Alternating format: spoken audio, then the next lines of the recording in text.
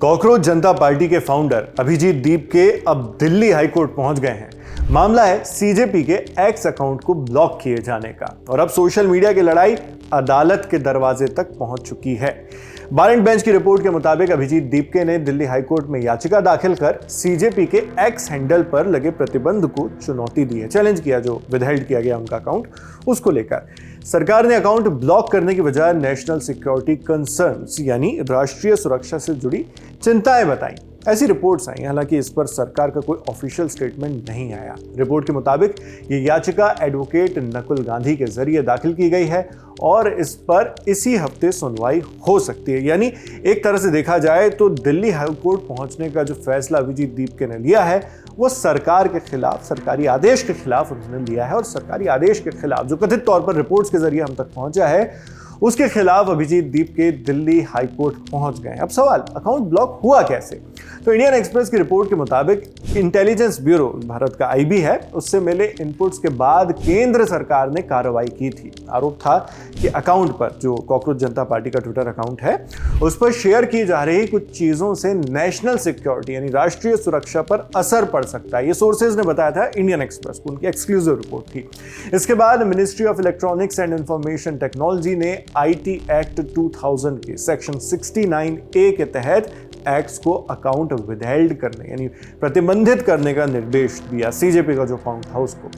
अब यहाँ एक जरूरी बात, सेक्शन 69A वो कानूनी प्रावधान है जिसके तहत सरकार ऑनलाइन कंटेंट या अकाउंट्स को ब्लॉक करने का आदेश दे सकती है अगर मामला राष्ट्रीय सुरक्षा, संप्रभुता यानी सोवरेनिटी या पब्लिक ऑर्डर मेंटेन करने से जुड़ा माना जाए तब। लेकिन इसी बीच सीजेपी से जुड़े घटनाक्रम तेजी से बदलते रहे। सुप्रीम कोर्ट में सीजेपी के खिलाफ केस दाखिल किया गया। 25 मई को यह केस सीजेआई सूर्यकांत की बेंच के सामने मेंशन हुआ। पिटिशनर ने सीजेआई से गुजारिश की कि इस मामले पर अर्जेंट सुनवाई की जाए, लेकिन सीजेआई ने यह कहते हुए मना कर दिया कि इस पर यानी सीजेपी पर इतना भावुक होने की जरूरत नहीं है, don't take it so sentimentally, ये कहा था। उससे पहले 23 और 24 मई के दौरान भी अभिजीत दीपके ने अपने प्लेटफॉर्म्स के खिलाफ एक्शंस लिए जाने का दावा किया। उन्होंने आरोप लगाया सीजेपी का इंस्टाग्राम पेज हैक कर लिया गया, उनका पर्सनल इंस्टाग्राम अकाउंट भी कॉम्प्रोमाइज हुआ, एक्स अकाउंट भारत में विदहेल्ड कर दिया गया, बैकअप अकाउंट भी सस्पेंड हो गया और वेबसाइट तक बंद कर दी गई। हालांकि बाद में 24 मई को उन्होंने कॉकरोच जनता पार्टी के इंस्टाग्राम पेज उसको वापस एक्सेस हासिल कर लेने की जानकारी दी, जिसमें अभी 22 मिलियन से ज्यादा फॉलोअर्स हैं, यानी लगभग 2.25 करोड़ फॉलोअर्स वहां पर पहुंच चुके हैं। उसका एक्सेस उन्होंने खोने की जानकारी पहले दी थी, दावा किया था और बाद में उन्होंने कहा 24 मई को ही कि हमको ये एक्सेस वापस मिल गया है। इसी बीच सीजेपी की वेबसाइट को लेकर भी विवाद बढ़ गया।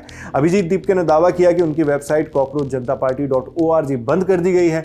उनका आरोप था कि वेबसाइट पर करीब 10 लाख लोगों ने बतौर मेंबर्स रजिस्ट्रेशन किया था और लगभग 6 लाख लोगों ने शिक्षा मंत्री धर्मेंद्र प्रधान के इस्तीफे के लिए पिटीशन पर साइन किए थे। लेकिन यह टेक्निकल बात भी समझनी जरूरी है। वेबसाइट खोलने पर DNS probe finished NX domain error दिखाई दिया है। यह एरर कई वजहों से आ सकता है, जैसे डोमेन एक्सपायर होना, लैप्स हो जाना, डोमेन बदलना या फिर डिलीट ही हो जाना। मुमकिन है कि डोमेन सर्वर से जुड़ा यह एरर सरकारी आदेश के बाद आया हो, लेकिन यह जरूरी नहीं। इसलिए सिर्फ इस एक एरर के आधार पर यह तय नहीं किया जा सकता कि सीजेपी की वेबसाइट सरकारी आदेश पर ही बंद हुई हो। वहीं मामला टेक्निकल के साथ साथ पॉलिटिकल मोड पर भी पहुंचा। एक और राजनीतिक बहस शुरू हुई। केंद्रीय मंत्री किरेन रिजिजू ने बिना नाम लिए पाकिस्तान और जॉर्ज सोरोस गैंग से वैलिडेशन लेने वालों पर तंज कसा। उन्होंने कहा, भारत के पास अपनी बड़ी आबादी और एनर्जेटिक युवा हैं, एंटी इंडिया गैंग से वैलिडेशन लेने की कोई जरूरत नहीं। इस पर नाम नहीं लिया गया, लेकिन इसे एक तरह से कॉकरोच जनता पार्टी की ओर जो तंज है, सटायरिकल वर्क है, उसके ऊपर निशाना माना गया। इससे पहले केंद्रीय मंत्री सुकांत मजूमदार ने दावा किया था कि सीजेपी के 49% फॉलोअर्स पाकिस्तान से और सिर्फ 9% ही भारत से हैं। इन दावों के जवाब में खासकर किरेन रिजिजू को जो रिप्लाई है, उसमें रिप्लाई करते हुए जो उन्होंने ट्वीट किया था उसके रिप्लाई में अभिजीत दीपके ने इंस्टाग्राम एनालिटिक्स का स्क्रीन रिकॉर्ड वीडियो शेयर किया और दावा किया कि अकाउंट हैक होने से पहले तक सीजेपी की 94.1% फॉलोअर्स की संख्या भारत से ही थी। यानी उन्होंने लिखा 94% से ज्यादा ऑडियंस भारत से है। फिर एक केंद्रीय मंत्री भारतीय युवाओं को पाकिस्तानी क्यों बता रहे हैं? इसी बीच एक और बड़ा घटनाक्रम सामने आया। हिंदुस्तान टाइम्स की रिपोर्ट के मुताबिक महाराष्ट्र के छत्रपति संभाजी नगर में अभिजीत दीपके के घर पर पुलिस तैनात की गई, लेकिन वजह कोई एफआईआर या शिकायत नहीं थी, बल्कि डीसीपी पंकज अतुलकर ने बताया कि हमने एमआईडीसी वलोज इलाके में अभिजीत दीपके के घर पर 24 घंटे सामान्य पुलिस सुरक्षा दी है। यह इसलिए किया गया है ताकि वहां भीड़ इकट्ठा ना हो, क्योंकि सीजेपी का मुद्दा सोशल मीडिया पर ट्रेंड कर रहा है। ये उनके शब्द थे। अभिजीत ने यह भी दावा किया कि उन्हें धमकियां मिल रही हैं। उन्होंने कहा कि उन्हें एक वीडियो भेजा गया जिसमें कथित तौर पर कहा गया, हम तुम्हारे घर के बाहर पहुंच गए हैं। ऐसे में इस पूरी कहानी का केंद्र सिर्फ एक ब्लॉग्ड एक्स अकाउंट नहीं रह गया है, लेकिन सटायरिकल मुहिम की शुरुआत हुई तो एक्स या ट्विटर से ही थी।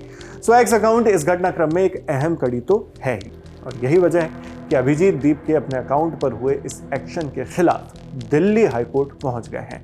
इस पूरे विवाद का अगला बड़ा पड़ाव क्या होगा, ये दिल्ली हाईकोर्ट में ही तय होना है। बाकी आप इस पूरी खबर पर क्या सोचते हैं, हमें कमेंट बॉक्स में लिखकर जरूर बताएं। वीडियो को लाइक और चैनल को सब्सक्राइब करें। मैं हूं शेख नावेद, देखते रहिए लल्लन टॉप।